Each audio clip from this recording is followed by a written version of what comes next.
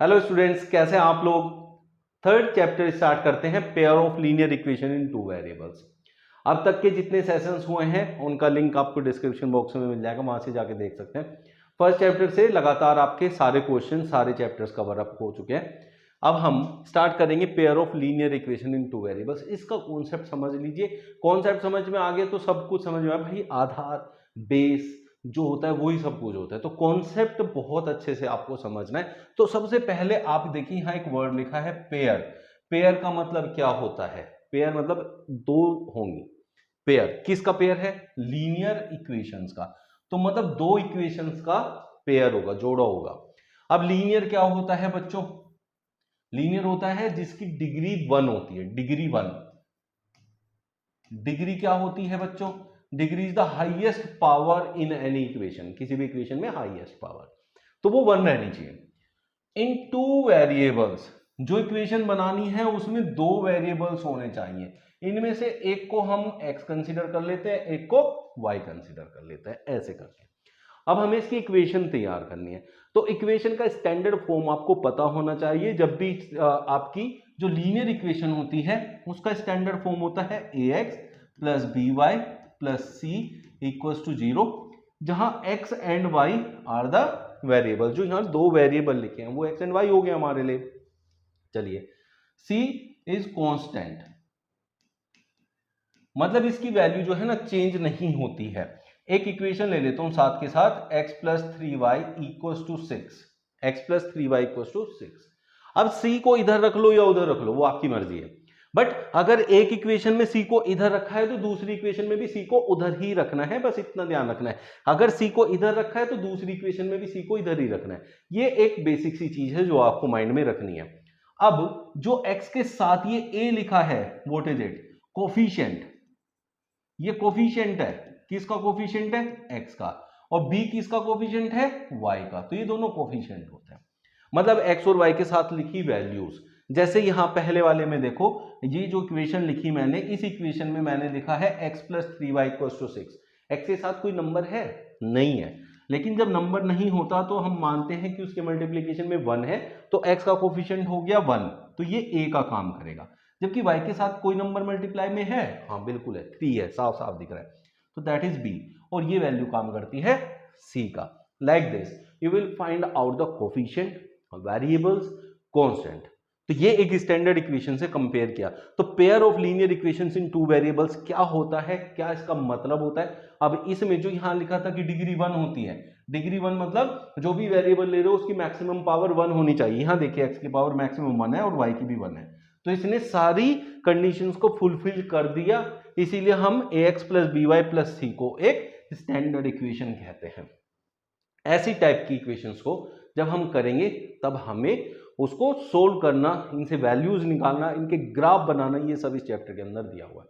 अब सबसे पहले मैं आप लोगों को एक चीज क्लियर कर देता हूं कि जहां भी आपका लीनियर लिखा है, जहां भी बच्चों लीनियर की बात आती है, जैसे यहां ये लीनियर है, तो लीनियर मतलब लाइन। तो जो भी ग्राफ बनेगा ना किसी भी इक्वेशन का, वो एक लाइन के फॉर्म में बनेगा। लाइक आपके पास ये एक ग्राफ है और इस पे ये एक लाइन ऐसे गई, तो इस लाइन, ये लाइन क्या है? एक ग्राफ है किसी भी एक इक्वेशन का। तो ऐसे करके ग्राफ्स बनेंगे, तो उसमें जो ग्राफ पे लाइन बनेगी वो लीनियर ग्राफ होते हैं। तो ये एक एक लाइन के ग्राफ बनेंगे, एक इक्वेशन से एक लाइन ड्रॉ करेंगे।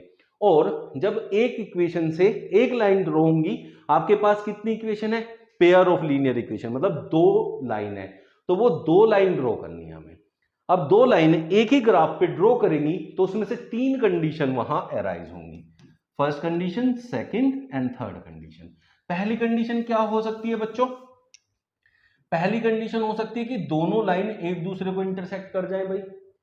दूसरी कंडीशन हो सकती है कि एक लाइन ये रही और दूसरी ये दोनों एक दूसरे के पैरेलल हो जाए, कहीं भी मीट ना करें।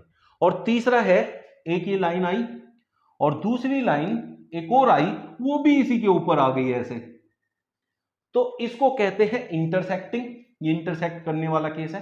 ये है पैरेलल और ये है कोइंसिडेंट लाइंस। ये कोइंसिडेंट है मतलब एक दूसरे के ऊपर लाई कर रही है। ये है कि इंटरसेक्टिंग लाइंस, और ये है पैरेलल। अब बच्चों मैं आप लोगों को एक बहुत इंपॉर्टेंट बात समझा रहा हूं जिसपे पूरा चैप्टर डिपेंडेड है। वो क्या है? कि जितने पॉइंट्स पे ये दोनों लाइन टच होती हैं उतने इनके सॉल्यूशन होते हैं। मतलब भाई इसका मतलब ये सॉल्यूशन का मतलब ये है कि ये कितनी जगह मीट करेंगे। तो ये कितनी जगह मीट करता है, इंटरसेक्टिंग वाला सिर्फ एक पॉइंट पे मीट कर रहा है, तो इसमें सिर्फ एक ही सॉल्यूशन होगा, वन सॉल्यूशन। ठीक है बच्चों, इसका एक ही सॉल्यूशन होगा। ये कितनी जगह मीट कर रहा है भाई, ये तो हर एक पॉइंट पे ही मीट कर रहा है, एक दूसरे के ऊपर ही लाई कर रहा है, इसको इसीलिए तो कोइंसिडेंट कहा गया है। तो इसमें ना इनफाइनाइट सॉल्यूशंस होते हैं, इनफाइनाइट। और ये कहां कितनी जगह मीट कर रहा है, ये तो मीट ही नहीं कर रहा, कहीं मीट नहीं कर रहा है, इसमें कोई भी सॉल्यूशन नहीं होता, नो सॉल्यूशन। अब इसमें दो चीजें हैं, दो इक्वेशन आपके सामने हो गई, उन दोनों इक्वेशन को या तो उनके ग्राफ ड्रॉ करो, और ग्राफ ड्रॉ करने के बाद आपको पता चलेगा कि इनमें से कौन सी सिचुएशन बनेगी। दूसरा तरीका क्या है कि एक सिचुएशन होती है, हमने एक इसमें रूल्स बनाए हैं, अगर उन रूल को फॉलो करके हम देखें तो दोनों इक्वेशन से हमें पता चल जाता है कि उनमें किस टाइप का सॉल्यूशन बनेगा, वन सॉल्यूशन, नो सॉल्यूशन या इनफाइनाइटली मैनी सॉल्यूशंस। तो वो क्या है वो मैं आपको सिखाता हूं। देखिए, ये देखिए यहां दो इक्वेशन है हमारे पास, ध्यान से देखिएगा, जब हम इक्वेशंस बनाएंगे तो हमारे पास क्या क्या चीजें होंगी। देखिए पहली इक्वेशन को देखिए, यहां x माइनस 2y और 3x प्लस 4y, इसमें इक्वल्स टू 0 है, इस 20 को उधर ले जाऊं तो ये क्या हो जाएगा, 3x plus 4y is equals to 20। यहां से अब हमें ये देखना है कि a1 अपॉन a2, अब ये a1 अपॉन a2, a1 क्या है a2 क्या है, समझाता हूं आप लोगों को। पहली इक्वेशन है x माइनस 2y, तो x के साथ जो कोफिशिएंट है दैट इज a1, और y के साथ जो कोफिशिएंट है दैट इज b1, और ये है c1। जब मैं दूसरी इक्वेशन ले रहा हूं, दूसरी इक्वेशन मेरे पास क्या है, 3x plus 4y is equal to 20। तो बच्चों यहां x के साथ जो है ये है a2, ये है b2 और ये है c2। आपको याद होगा कि ax plus by plus c is equal to 0 standard equation थी, तो x के साथ जो होता है वो a होता है, तो पहली इक्वेशन वाले को a1 ले लिया, दूसरी इक्वेशन वाले को a2। y के साथ जो होता है b होता है, यहां b1 ले लिया, यहां b2, और जो कोफिशिएंट है उसको c कहते हैं, तो ये c1 हो गया, ये c2। अब यही तरीके को यूज करके अब हमारे पास कुछ कंडीशंस हैं कि अगर a1 अपॉन a2 और b1 अपॉन b2 आपस में इक्वल नहीं है तो एग्जैक्टली वन सॉल्यूशन, मतलब इंटरसेक्टिंग लाइन वाला बन जाएगा, ये वाला बन जाएगा exactly one solution, unique solution. ठीक है बच्चों, तो अब पहली कंडीशन में हमने देखा, देखिए यहां क्या है, x के साथ 1 है, ये रहा 1, और यहां x के साथ 3 है, तो a1 है 1 और a2 है 3, तो 1/3, और b1 -2 है, साइन के साथ लेना बच्चों, साइन के साथ, तो -2/4। अब इसे काटू तो 2 1 जा 2, 2 2 जा 4, ये 1/3 आया, ये -1/2 आया, ये दोनों इक्वल तो नहीं है, इक्वल नहीं है, C1 अपॉन C2 देखने की जरूरत नहीं है, अगर ये दोनों इक्वल नहीं है तो बस यही खत्म हो जाएगा। तो इससे हमें पता चल गया कि एग्जैक्टली वन सॉल्यूशन है, पहले कंडीशन हो गई। आई होप सबको क्लियर हो गया होगा, जिसको भी क्लियर नहीं है कमेंट बॉक्स में लिख सकते हैं, you are free to ask any question. फिर दूसरे क्वेश्चन पे जाते हैं। देखिए यहाँ a1 क्या है 2 है, a2 क्या है 4 है, देखिए 2/4, तो 2 1 जा 2, 2 2 जा 4, 1/2 बन गया। अब यहां देखिए 3 1 जा 3, 3 2 जा 6, क्योंकि यहां y के साथ 3 है, यहां y के साथ 6 है, तो ये दोनों आपस में इक्वल हो गए।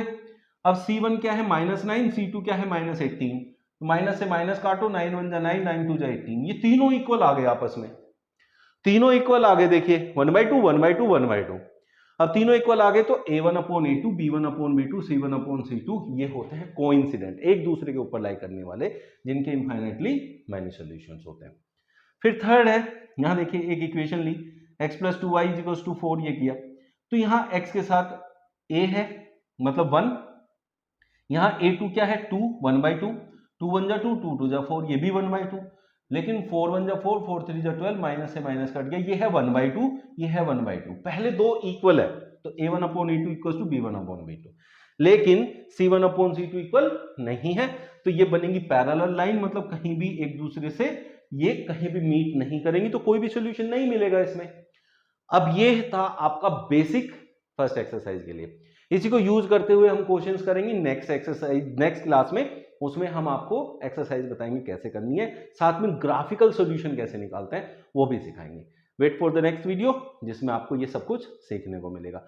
और जिन्होंने चैनल सब्सक्राइब नहीं किया, डू सब्सक्राइब द चैनल, ताकि आपको ना सारी वीडियो मिलती रहे। और बेल आइकन जरूर प्रेस कर देना, नोटिफिकेशन आता है भाई, उससे पता चल जाता है हाँ भाई सेशन हो गया है। बट डेली आपको शाम को 6 बजे तो सेशन मिल ही जाना है।